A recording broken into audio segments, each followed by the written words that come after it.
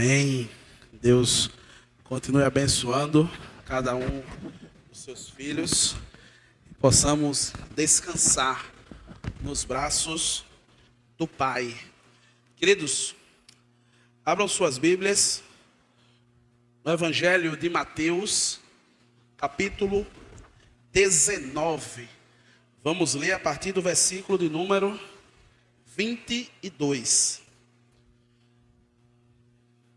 Mateus, capítulo 19, versículo de número 22. Diz assim a palavra do Senhor: E o jovem, ouvindo esta palavra, retirou-se triste, porque possuía muitas propriedades. Curva sua cabeça, feche seus olhos, não feche a sua Bíblia. Senhor Deus, muito obrigado, Pai. Muito obrigado pela rica oportunidade de estarmos aqui, te louvando, apresentando a Ti o nosso culto, Pai. Que esse culto, ele suba e chegue a Tuas narinas como um cheiro agradável, Pai. Que cada vez mais nós possamos, através do Teu Santo Espírito, colocar o Teu amor na prática.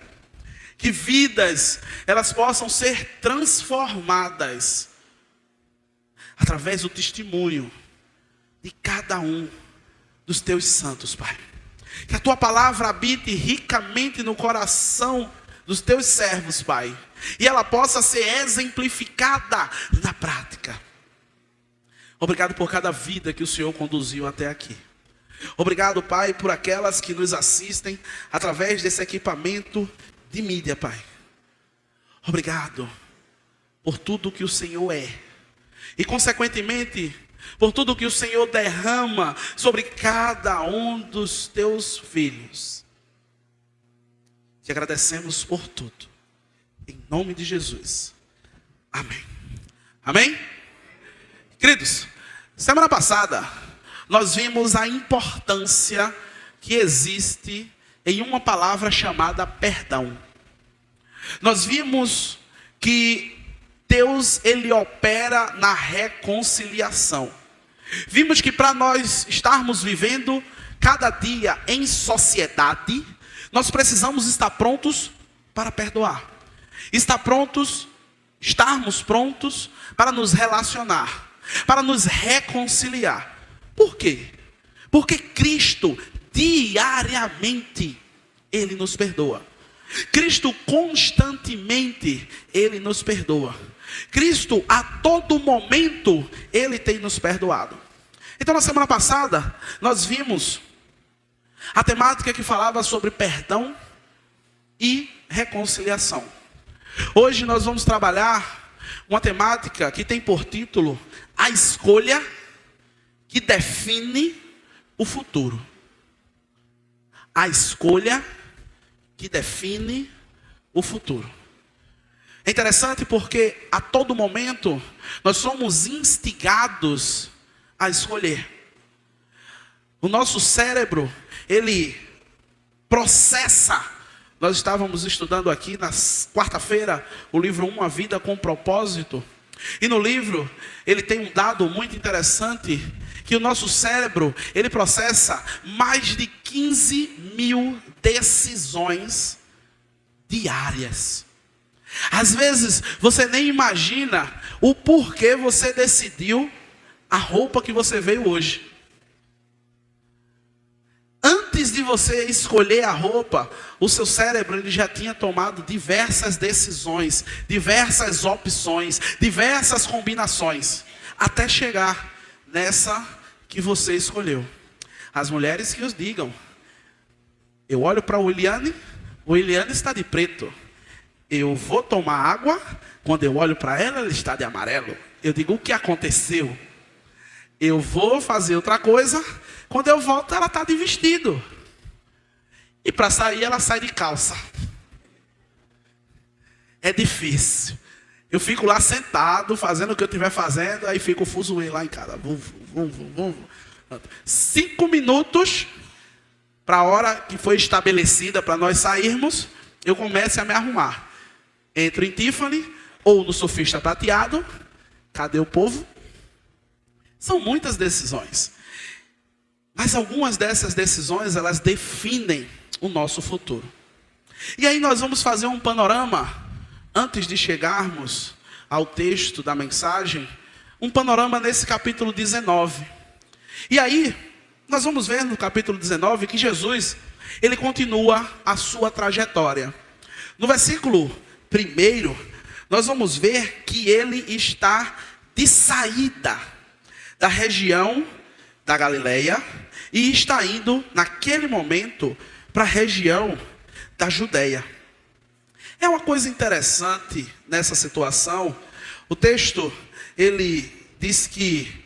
E aconteceu que, concluindo Jesus essas palavras, deixou a Galileia e foi para o território da Judeia, além do Jordão. É interessante porque Jesus, ele não voltaria mais para aquele lugar. Jesus, ele não mais voltaria para a região da Galileia. Jesus, ele estava saindo para Jerusalém, onde ele seria morto, onde ele sofreria o martírio, onde ele iria morrer por mim e por você.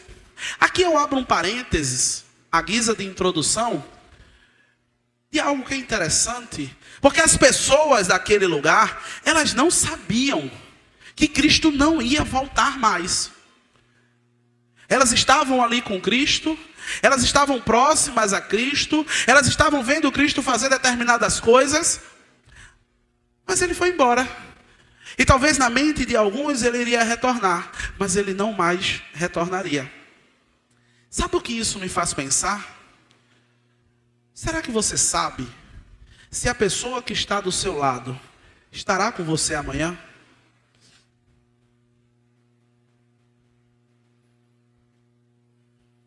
Será que você tem essa certeza que a pessoa que está com você nesse momento, ela estará com você amanhã?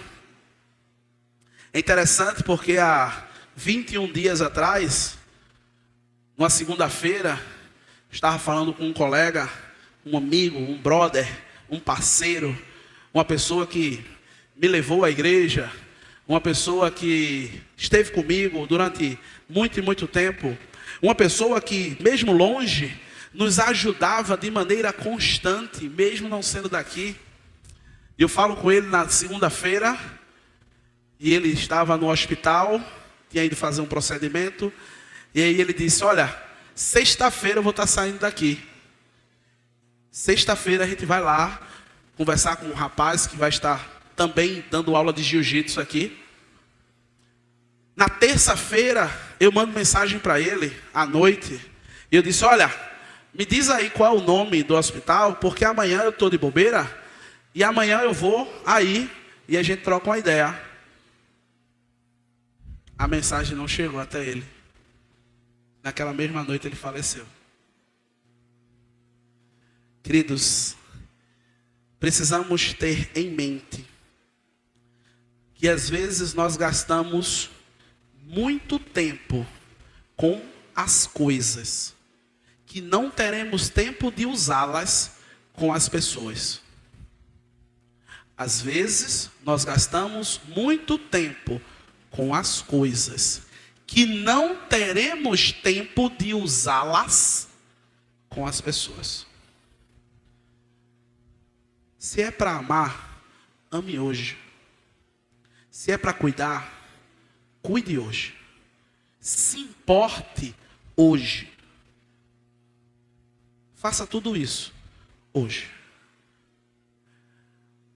Dando continuidade, No início do capítulo 19, do versículo 1 até o versículo 12, Jesus ele vai estar se encontrando com algumas pessoas que querem pegá-lo.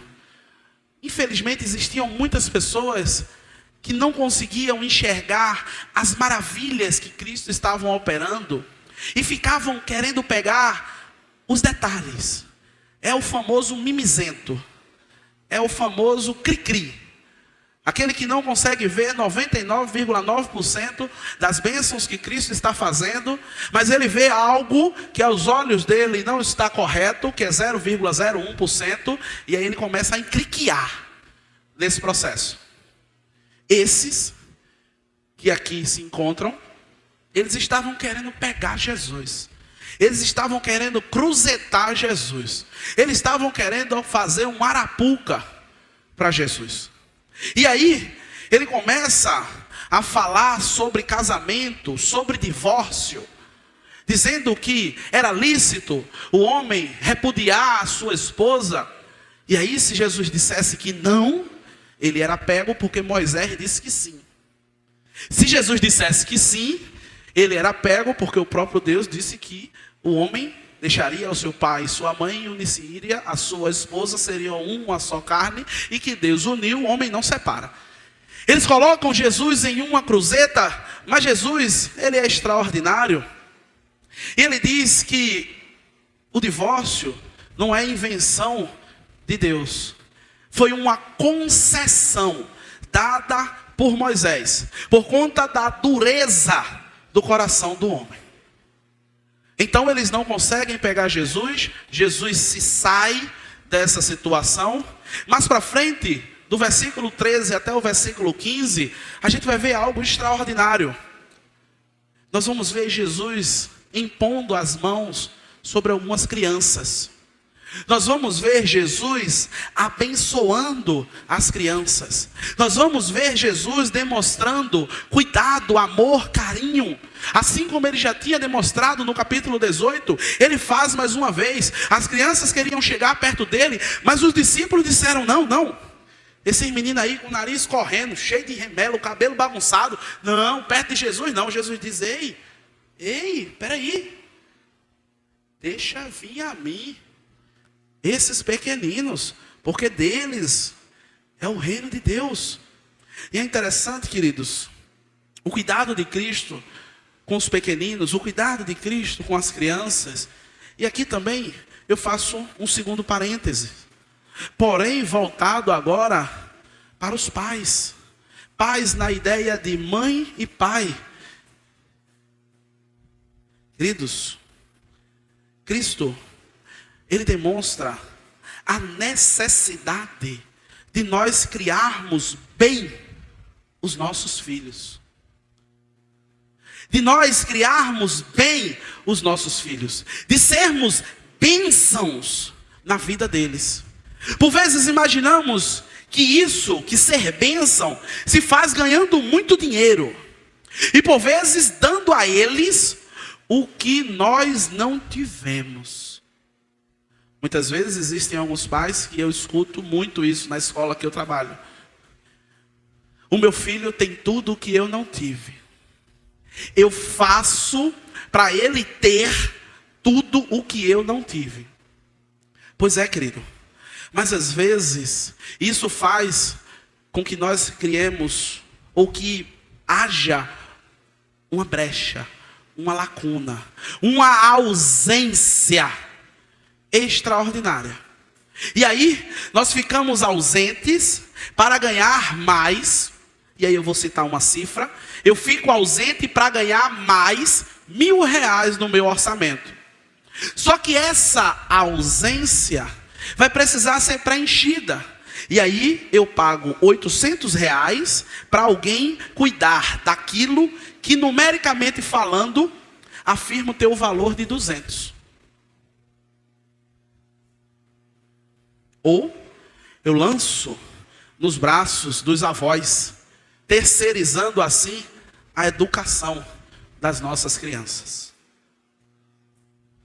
Jesus, ele demonstra categoricamente a importância de cuidarmos das bênçãos que Deus colocou na nossa vida.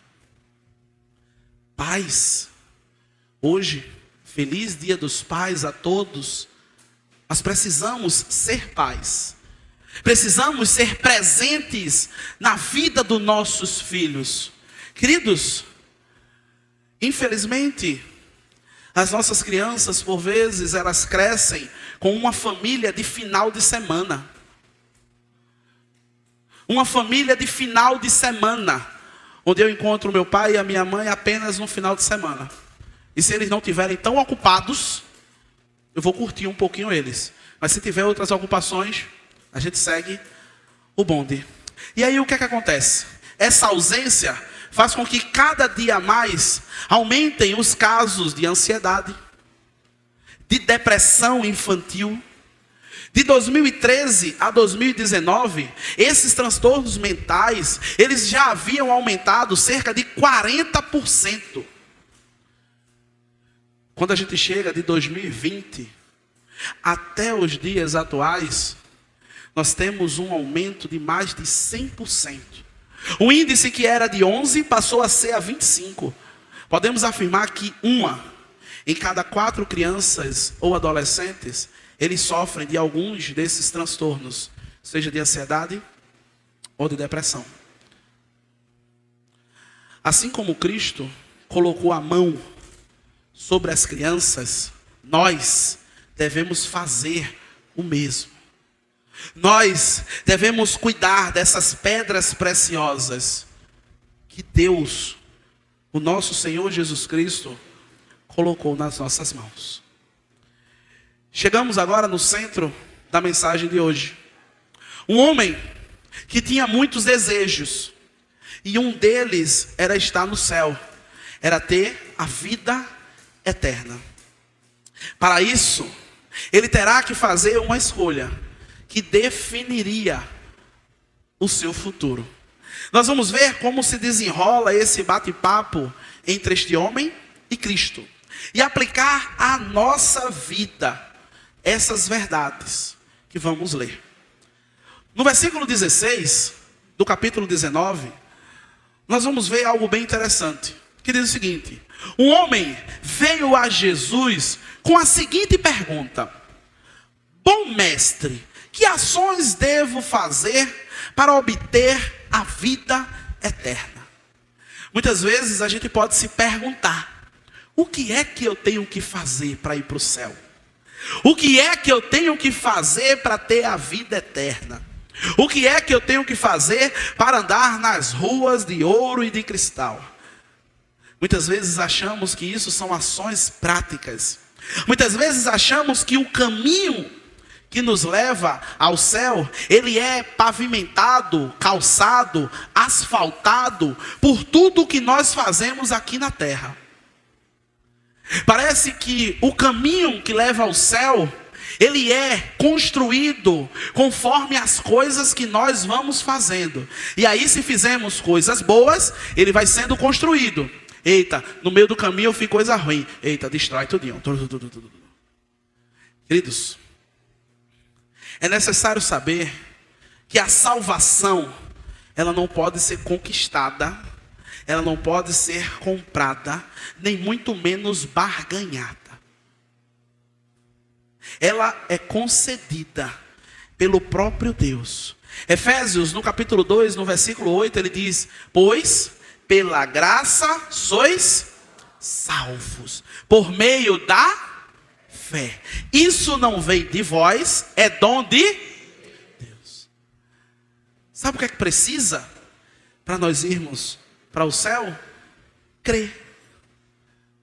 E é aí onde o cristianismo, por vezes, ele destoa de algumas outras correntes. Porque em algumas correntes eu preciso fazer certas coisas, eu preciso ir a certos ambientes, eu preciso fazer determinadas situações. Não. Para irmos ao céu, nós precisamos crer no nosso Senhor e Salvador Jesus Cristo, aquele que morreu, ao terceiro dia ressuscitou, e hoje está à destra do Pai, intercedendo por nós. Quando cremos nisso, a cédula de pecado que existia, aquela nota promissória de dívida, o nome lá do SPC e Serasa, ele é apagado. Aquela cédula, ela é deletada. E nós nos tornamos justificados. Amados, para que nós possamos chegar à vida eterna, precisamos de uma escolha que definirá o nosso futuro. E essa escolha é Cristo. É interessante que quando a gente fala escolher Cristo, às vezes imaginamos que é escolher a igreja. Às vezes imaginamos que é escolher o vestuário. Às vezes nós imaginamos que é escolher como falar. Não.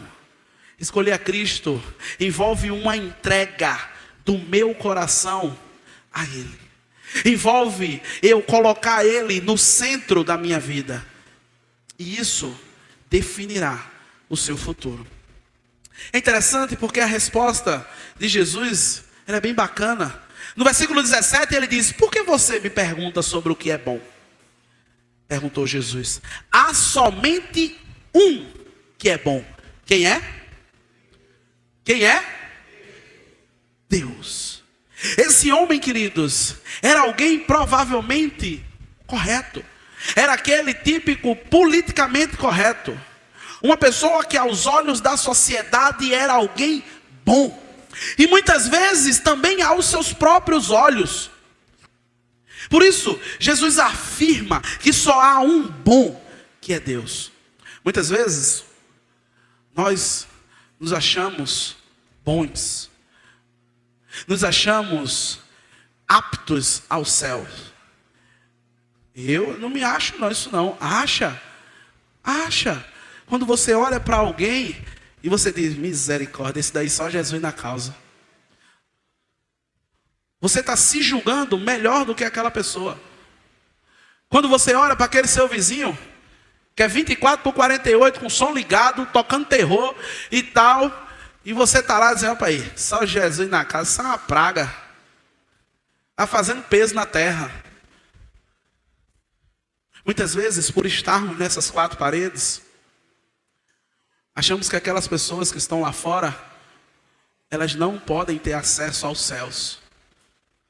Achamos que aquelas pessoas que estão lá fora, elas estão perdidas. E às vezes somos nós que estamos perdidos dentro de casa, caminhando para o inferno, achando que está no caminho do céu.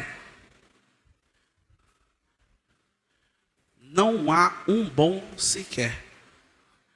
Paulo, ele diz que todos se desviaram e carecem da graça de Deus. Romanos, capítulo 3, versículo 10. Amados, tenha em mente que aquele que está lá fora, nesse momento, se prostituindo, se drogando, aquele que está lá fora, usufruindo dos belos prazeres, que por vezes você não usufrui, tem direito a tal salvação, tanto quanto você. E é pecador tão quanto você. Tem certeza, pastor? Tem. Quantas mentiras a gente não conta por semana? Quantas bênçãos você deixa de fazer por preguiça? Por jeitinho? É a essa situação, é sobre isso que Jesus está falando. É por vezes sermos o arauto da moralidade. E para isso Jesus conta uma história bem interessante. Ele diz que certo dia estavam dois homens no pátio do templo. E um olhava para os céus e com o linguajar clerical dizia: ó Deus maravilhoso, arquiteto do universo, tu és grande e poderoso, tu és maravilhoso. Eis aqui o teu servo, que faz tudo da maneira correta, que não é como esse camarada que está aqui. E aí o camarada que estava aqui era um publicano, um cobrador de impostos, alguém odiado pela sociedade, aquele que não conseguia nem olhar para o céu, E ele dizia: Deus, tem misericórdia de mim, pobre pecador que sou. E os dois desceram, e Jesus disse que a oração que subiu aos céus foi a do publicano, e não a do fariseu. Não há um bom sequer. É por isso que precisamos da graça de Jesus. É por isso que todos os dias precisamos estar próximo a Jesus. É por isso que não podemos tirar folga de Jesus. É por isso que não tiramos férias de Jesus. É por isso que estamos sempre com Jesus. No versículo de número 18, finalzinho do 17, chegando ao 18, Jesus ele responde àquele homem: se você deseja entrar na vida eterna, guarde os meus mandamentos. E aí o cara olha para ele e diz assim: quais? É muito interessante a proatividade desse camarada. Ele estava sedento por aquilo que ele queria. Ele estava querendo respostas. Ele estava determinado a conquistar aquilo. E aí assim que Jesus manda, ele já diz: quais? Manda a lista. Manda aí a mensagem, manda no Pix, para ficar no Pix não, manda no WhatsApp, para ficar mais fácil, para eu poder visualizar ali, botar no meu grupo pessoal, que é eu e eu mesmo. E eu vou ali fazer ligeirinho. Aí Jesus diz: segue os mandamentos, não mate, não cometa adultério, não roube, não dê falso testemunho, honre a seu pai e a sua mãe, ame o seu próximo como a si mesmo. Essa foi a resposta de Jesus. Talvez nesse momento a sua cabeça tenha dado uma bagunçada. Porque inicialmente eu disse que o acesso aos céus nós não conseguíamos conquistá-lo. Nós não conseguíamos barganhá-lo. Nós não conseguíamos chegar até ele por alguma coisa que nós venhamos a fazer. Mas agora Jesus falou para aquele cara. Ele falou ao jovem que era só guardar os mandamentos. E agora? Agora deu errado, né? Entre eu e Jesus, só mais Jesus, né? 10 milhões de vezes. Queridos, precisamos ter em mente que, primeiro, se não existe lei, não tem crime. Sim ou não? Se não existe a lei que diz que pegar este celular, que não é seu, colocar no seu bolso e ir para casa, se não existe a lei que diz isso, isso logo não é crime. Não existe um crime tipificado no processo penal. Queridos, a lei, ela não veio para salvar. A lei, ela veio para mostrar que de fato o homem precisa de um redentor. O homem precisa de alguém que faça o que ele não consegue fazer. O homem precisa de alguém justo, íntegro, reto, para fazer aquilo que ele não consegue. Isso é muito interessante, porque o que Cristo está dando àquele homem é uma oportunidade. Oportunidade de quê? De redenção. Oportunidade dele reconhecer que não está, que não é aquilo que ele pensa que é. Cristo dá a ele a chance de definir o seu futuro, reconhecendo que sem Jesus ele não consegue fazer nada. Essa era a ocasião dele chegar assim e dizer: eita Jesus, agora o Senhor me pegou. Essa era a ocasião dele fazer como a mulher samaritana. Lembra da história da mulher samaritana? Jesus estava lá, mandou os discípulos comprar qualquer coisa, porque senão eles iam atrapalhar o meio de campo. Muita gente, às vezes, no discipulado embulou tudo. Ele manda o pessoal comprar alguma coisa e chega e começa a conversar com a mulher, pede água, a mulher dá um coice nele, diz: como é que tu, sendo judeu, pede água para mim que sou mulher samaritana? Pega o cavalinho, tchum. Aí ele vai e pede de novo. Aí ela diz: o poço é fundo e tu não tem nem um balde para pegar. E aí, Jesus toca no interior daquela mulher. E ele diz, faz o seguinte, vai chamar teu marido? Aí ela diz, eu não tenho marido. Aí ele diz, bem verdade, tu já tivesse 4. E o quinto que tu tem, não é teu. Naquele momento, aquela mulher podia dizer, vai para lá, oxe, quer saber da minha vida? Tu quer cuidar de mais uma vida, compra um gato. E vai tu cuidar de 7. Mas não. Ela, eita, vejo que tu és profeta. Vejo que tu és alguém da parte de Deus. E ela recebe algo extraordinário. Até aquele momento, Cristo não tinha se revelado como Messias para ninguém, a não ser os discípulos. E ele se revela àquela mulher. Esse homem, ele está tendo a oportunidade de definir o seu futuro. E aí ele poderia dizer, caramba, poxa, eu queria ficar aqui na moita, mas o Senhor me descobriu, ó. De fato, eu tenho feito um bocado de coisa atabalhoada. Eu tenho matado os sonhos das pessoas. Pessoas que chegam até mim com sonhos, com desejos, com anseios. E eu sou sempre aquela pessoa do contra. Eu sou sempre aquela pessoa que digo, não vai dar certo. Eu sou sempre aquela pessoa que digo, isso não é para tu. De fato, eu tenho matado os sonhos de alguém. Eita, eu tenho adulterado. Tenho adulterado a minha esposa, tenho adulterado o meu esposo de maneira virtual. As coisas que eu olho nas redes sociais, aquilo que chega dentro do meu WhatsApp, o que os olhos, que são a candeia da alma, têm visto, têm desejado, têm buscado.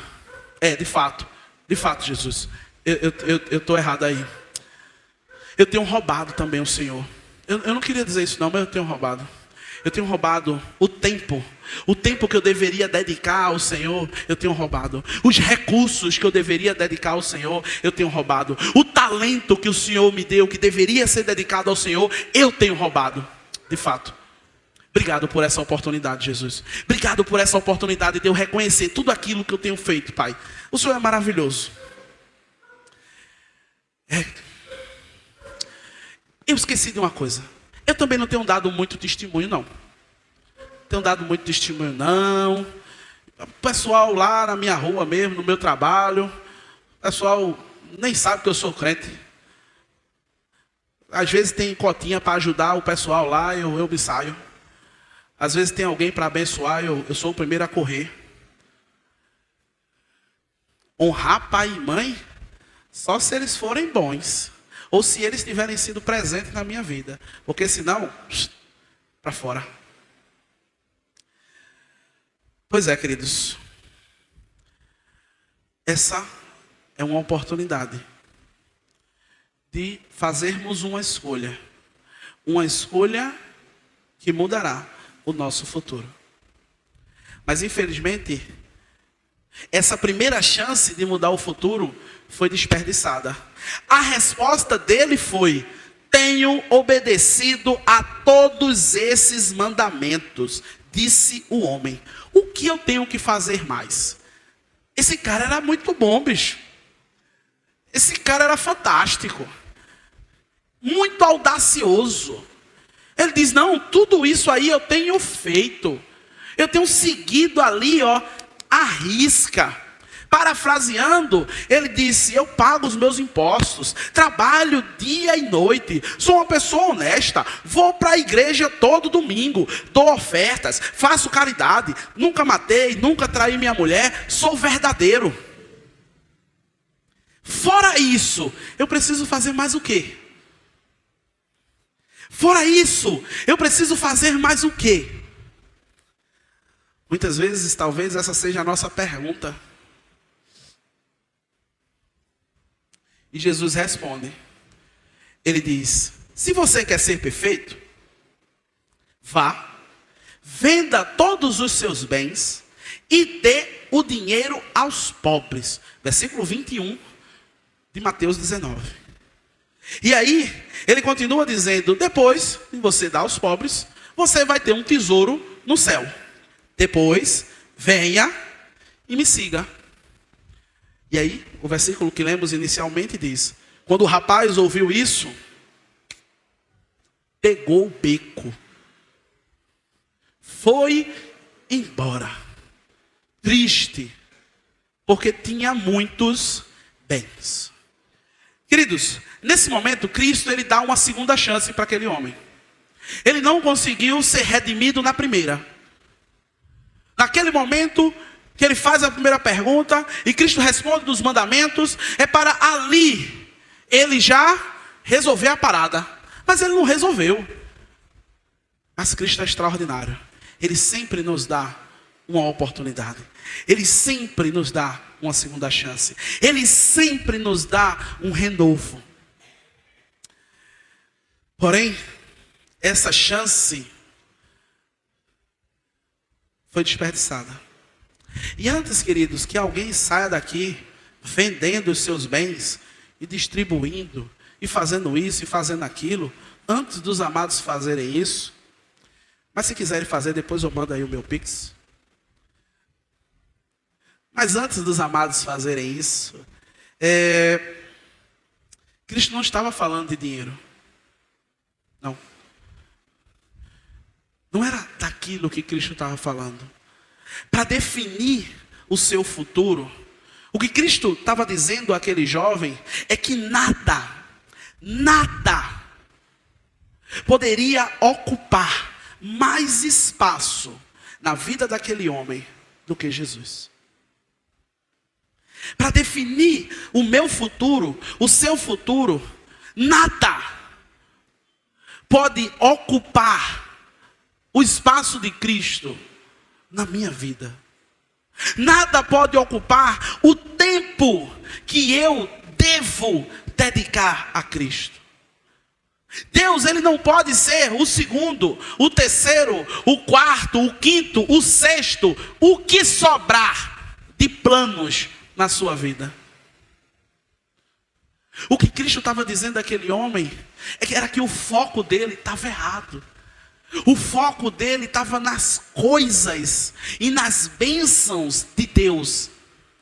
Onde o foco deveria estar na pessoa, que é o dono das bênçãos que ele recebeu.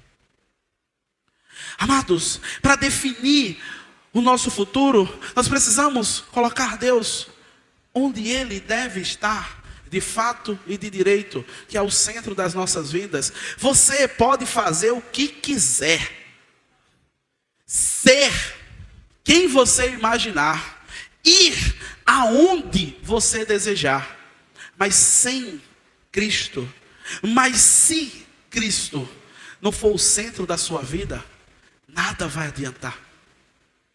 Você vai andar e não vai sair do lugar. Queridos, a vida eterna está em Cristo. Ele mesmo afirma: eu sou o caminho, a verdade e a vida. E ninguém vem ao Pai se não por mim. Amados, esse homem, ele conseguiu tudo o que tinha com muito suor. Acordando cedo, dormindo tarde. Tudo foi com as suas mãos. Foi ele que fez, ele que ganhou, ele que batalhou. Talvez esse seja o nosso retrato. Temos feito tudo isso. Mas o que adianta o homem ganhar o mundo inteiro e perder a sua alma? O que adianta o homem ganhar o mundo inteiro e perder a sua alma? O resumo, querido, do capítulo 19, se nós pudéssemos fazer um resumão, ele seria: o que adianta ter o que aquele homem tinha e viver por vezes um relacionamento destruído, onde não há mais a chama do primeiro amor, onde ao invés de investirmos em diálogo, em um ao outro, Nós estamos preocupados com diversas situações. Cristo fala isso no início do texto, quando ele fala sobre divórcio e casamento. Queridos, do que adianta tudo isso, tudo que aquele homem tinha, se eu terceirizo para a escola, para o hotelzinho, para os avós, para as babás, o cuidado e a educação do meu filho? Cristo falou isso, lá do versículo 13 até o versículo número 15. Cristo, ele não só está falando de viver o céu no futuro, mas sim de viver o céu aqui na terra. Escolhendo Cristo, você define esse futuro. E um futuro que você vai amar mais, que você vai cuidar mais, que você vai colocar Cristo onde Ele deve ser colocado, que é no centro das nossas vidas. Queridos, nessa noite, Cristo, Ele convida a mim e a você a estarmos cada dia mais, dia a dia, firmando um compromisso de colocá-lo no topo da nossa vida, deixando na cruz tudo o que passou, deixando na cruz tudo o que passou, tudo aquilo que por vezes nós tropeçamos, nós falhamos, nós tivemos dificuldades. Hoje Cristo, Ele pede para você deixa na cruz. Deixa lá na cruz, pois o amor dele nos chama. Ele morreu por mim e por você. Sua morte na cruz nos deu uma chance de recomeçar. E a escolha desse recomeço definirá o nosso futuro. A escolha desse recomeço definirá o nosso futuro. Um futuro onde nós vamos cada dia mais amar nossas esposas, amar nossos maridos. Um futuro em que cada dia mais nos dedicaremos aos pequeninos que o Pai colocou em nossas mãos, vivendo o céu na terra. E claro, aguardando o grande dia em que Ele raiará nas nuvens. Curve sua cabeça e medite na letra desse hino.